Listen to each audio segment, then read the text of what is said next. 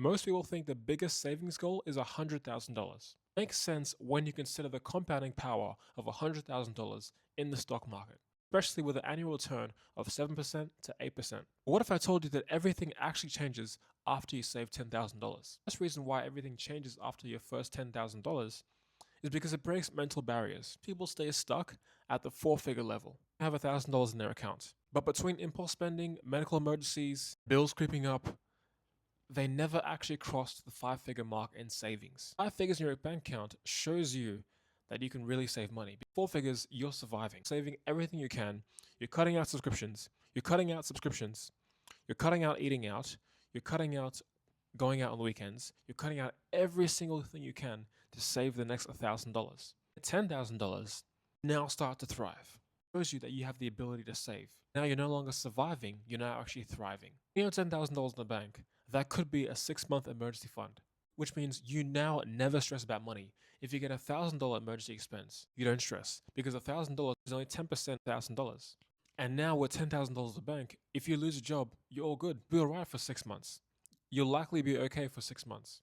That means that you can actually be picky with the next job that you want to get. The job is because you have money in the account, which means you aren't desperate to take a job. As I mentioned before, $100,000 has huge compounding power in the stock market. As Charles Sprunger said, the first 100K is a bitch, but you gotta do it. Time and labor invested into somebody else's business in order to save that money. $1,000 quicker by saving than you do by investing.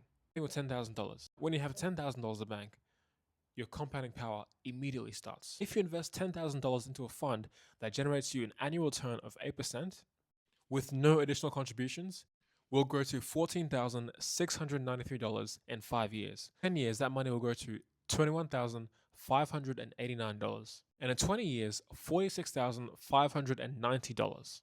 And in 30 years, that's $100,627. A much bigger return than your traditional savings account and even more than a high-yield savings account. Fourth reason is financial comfort. As I said before, $10,000 sitting in your account provides you with a lot of security. Because again, you're no longer worrying if you lose a job, because that 10K can last you 3 to 6 months at least. You're not worried if you lose a job. You're not worried if you get an emergency bill. You have the money there. And when you have 5 figures, because you're now thriving, you don't worry about money anymore. You can cover any expense. If a roof tile falls off, if you lose 4 tires on your car, it goes dead.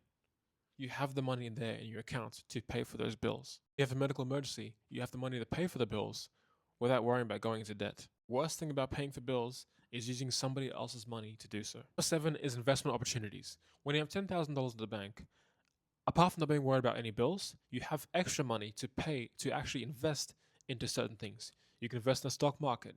You can invest in some funds. You can invest in a business, which can grow your wealth faster than just saving money can. Your ability to compound your wealth and compound your money in order to generate bigger returns than just saving money. Lastly, the last reason is you are 10% away to $100,000. Saving $10,000 proves that you can save your way to $100,000 because all you need to do now is save another $10,000 10 more times. And if you can do it once, you can do the same thing 10 more times. If it's saved in a high-yield savings account that generates you more money, as soon as you have your first $10,000, you are very close to hitting your $100,000 goal.